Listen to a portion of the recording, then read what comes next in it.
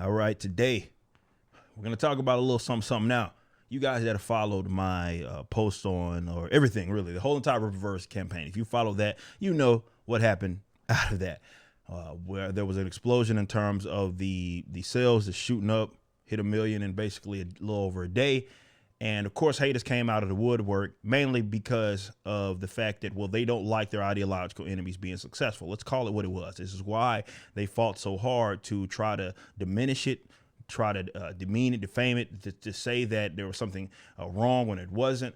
Basically, nitpicking. This is why they did that, and they were knocking us because really we are enjoyed by the folks that they hate, at people that they ironically try to push out of a lot of these hobbies in entertainment. Now, there was somebody that tweeted me, said something along the lines of nobody knows me outside of the internet. And I had responded to them saying that, well, I don't care about that. I'm not doing this to be known in or out of the internet. The internet is a tool as far as I'm concerned. The goal of the Rippaverse is to give people something it is that they want when it comes to comic books. So making these sales to willing purchasers, satisfying these customers. That's what it's about. And I mentioned the fact that, and to echo really that sentiment, that whether they know me or not, the facts are the facts. And that is that Isom basically outsold all graphic novels released by Marvel and DC over the last 10 years. And that made some people irate, including that dipstick over there at CBR, who, of course, they're going to fall over themselves to try to figure out something wrong with what it is that I said. Not to... Well, let's be honest. What we did obviously was unconventional. That's just the bottom line. But they don't like that, and that aggravates them. And I did respond to one person. I'll show you right here before I get to the post here. The CBR idiot going through some of this stuff. Now, in order to talk about this, you need to understand what is considered a graphic novel. We're only talking about how it's classified by the sales numbers. That's what we have to go off of. And a graphic novel, as Comicron, who has been the go-to for keeping up with this data over the years, has been what you're seeing right now. These ISBN numbers, basically these bigger books with spines, that is what it is that they consider that. If you don't like that classification, that's on you to take it up with them. However, as we have gone through these sales over the decades and people have referred to these numbers, that's the way that they have been referred to. So now all of a sudden you got a problem because I am simply pointing out that they would not consider Isom a floppy, which makes sense considering how massive it is. They actually would consider that a graphic novel by their own indications. Again, take it up with them if that's the case. The other thing that you need to understand with this is how these sales are how they are done, right? And we'll go through that here in a bit, but in more detail. But sales are, so what you see when you see these sales numbers, like when Comicron does their yearly reviews and say, hey, these were the top selling comics through the year, those are not the ones that are going off of the shelf. It's very difficult to keep up with that. They try to guesstimate with like participating stores. They've tried to do that recently, certainly as everybody's hiding their numbers or not showing them or making them public. But historically how it had been done is Diamond made their reports public because Diamond had basically control of the entire game. That got changed in 2020, but up until then, they distributed everybody's stuff. There were some other distributors in that, but they had a lot of exclusivity. The vast majority of these books, including graphic novels, were sold to the direct market, and that was through the purchases it is that we're talking about. Yes, there were other distributors involved. You had like Hatchet and stuff that were involved, but according to the data that we have available to us, this is what they indicate. I'm just going to show it to you and we'll go through it. Let's start with the post from the idiot. I'm blocked in this thread, so I can't respond, but he keeps talking about me. This is the idiot writer from CBR. He says, outsold, we're talking in terms of money or numbers. I don't think it won't matter. Any graphic novel over the last 10 years. Let's put it to the test. He continues on, saying, according to a subreddit in love with July's work, Isom sold over 42K units. That's not true. It didn't sell over 42K units. It had over 42K total purchasers. You're reading that data wrong. We announced long before, and you could add the math yourself when that was available through in the release of the campaign. And that was, we sold over 60,000 total books. So let's get that accurate, and it continues to rise up as we speak. But during that window, we sold 60,000 plus books. There were 42,000 individual total purchases. You have people, of course, purchasing multiple books.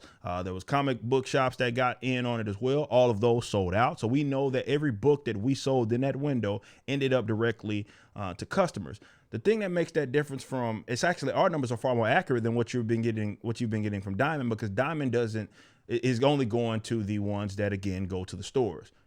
We don't know if they're getting sold. There, a lot of obviously, some of them end up in some like bargain bin or something. So if they sit there and rot on the shelf, or if they're still available right now, which a lot of them are, some of them aren't, maybe some of them, of course, sold out in maybe other shops. But this is the data that we have available to us.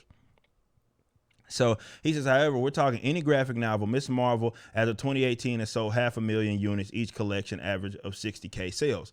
So even if we consider that to be true, and I'm going to show y'all where they're getting that information from, even if we showed that to be true, we still would have outsold them, because 60,000 is me rounding down. Okay. We sold over 60,000 total books. So that's a dishonest way to do it, because they're going off in an article, which we'll show you right now. This is the article. They're going off of this article that averaged it out. So these fools are talking about 9 volumes that have been published over the course of several years, and they're trying to average out that. That's a very disingenuous way to certainly approach that. If you go to like Miss Marvel sales in the years of whatever like collection, they're not that high. They're not 60,000. And this is the other thing. Funny enough, this is coming from the same crowd of people that were trying to act as if my numbers were somehow shady, when they're not actually getting that data from Marvel themselves breaking it down. It's just Marvel telling them. So this is the actual graphic here. And you can see that they just said over 500,000 Miss Marvel collections sold. That's it.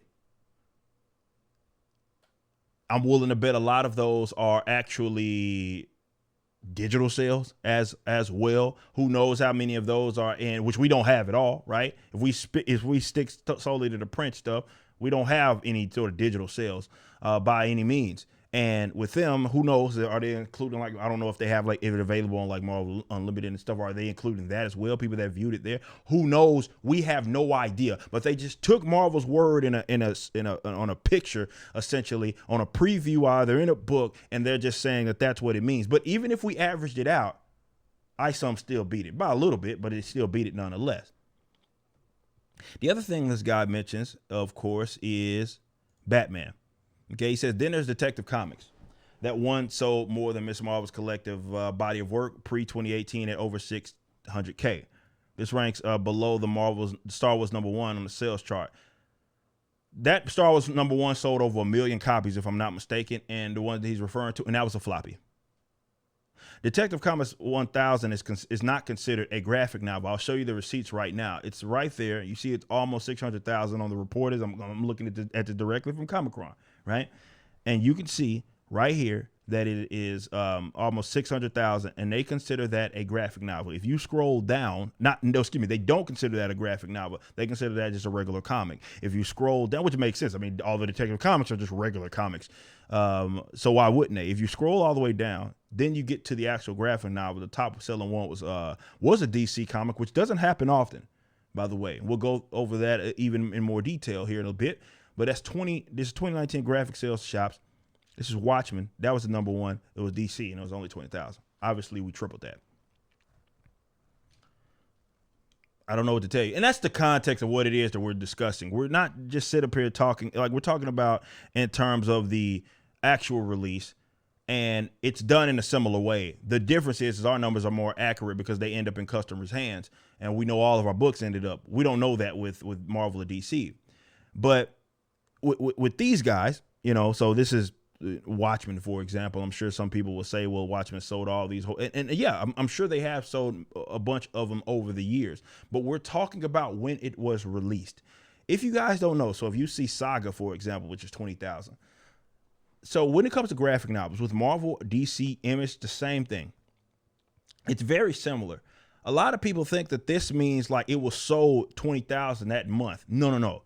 These books are given to the shops and by way of previews and whatever.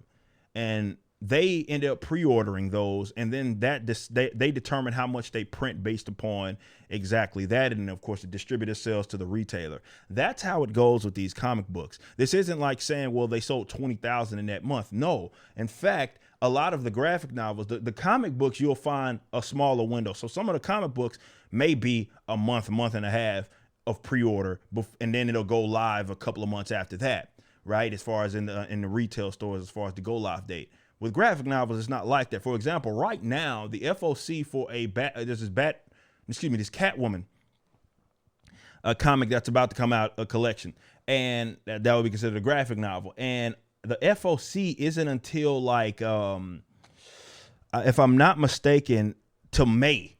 It's being sold right now. It isn't until May that basically you have to make your sales finals per se in terms of the commitment, and it doesn't come out until like 3 months after that. There are books right now that are popping up in previews that aren't coming out until October. Okay. So it's not that, like, I know, because some people will be like, well, you're talking about like these cumulative sales over a 2 month period. No. That's the same thing that those guys do in terms of how they document or get their sales. It's the same way. In fact, ours came out quicker. That's really the difference. And we sold to actual customer. But when we talk about this, and like, for example, if we even conceded, just for the sake of conversation, because yeah, the Batman 1000, it was you consider it a graphic novel. Okay. Batman was the only guys that outsold. Like, what is that saying? It's essentially what I said in the original post, which is, again, as this idiot put a clown face on me, says basically all Marvel DC graphic novels. If you want to say there were 1 or 2 or even 3 of them, that doesn't change the fact that we outsold all the other ones.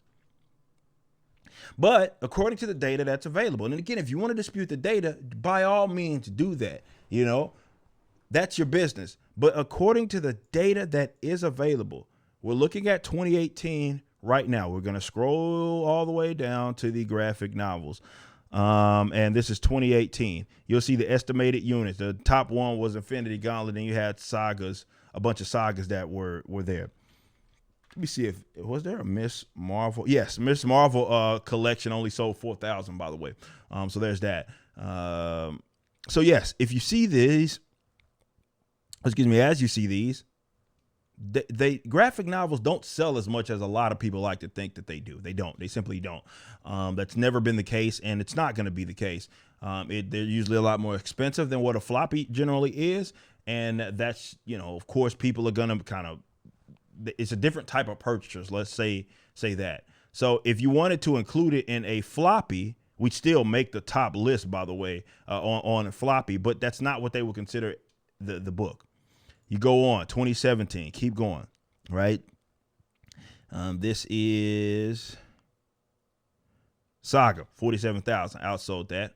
2016, scrolling all the way down. Here we go. Saga again, volume 6. Again, Image. And this is what I was trying to tell y'all before. It's not Marvel and DC anyway that dominates the graphic novels in North America in terms of the sales. It's Image. 2015, scrolling all the way down. Saga again, 40,000. Continuing on.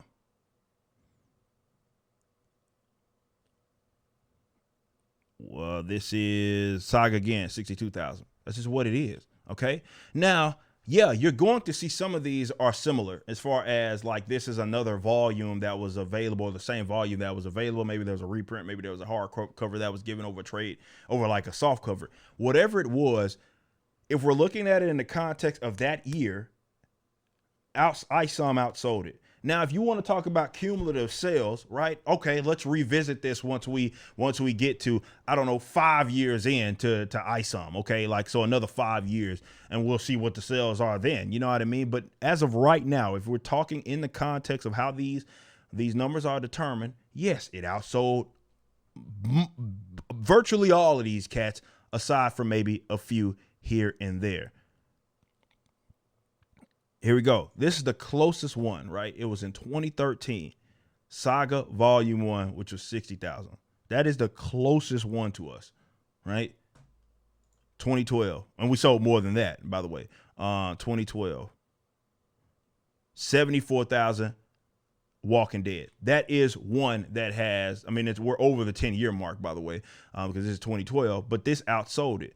So even if you keep going and you go to 2009, for example, which was when Diamond basically did everybody's stuff. Hatchet wasn't even in the picture here. Again, this is how you can look at the trends, and you can see, again, Marvel and DC didn't dominate anything. You got Top Shelf here, you got Image, and you'll have a DC comic here and there, but for the most part, Image like owns this market.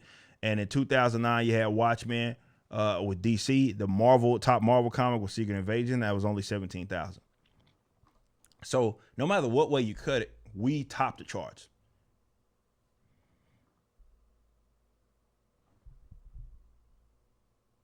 So and that includes, you could consider they consider the collections a graphic novel. But even if you like excluded those, and hell, if you especially excluded the collections and you just went towards ones that weren't like collections of comics, because these were sold as floppies first, and this is just a collection. If you get the ones like Image that were released that are actual graphic novels, it's not even close.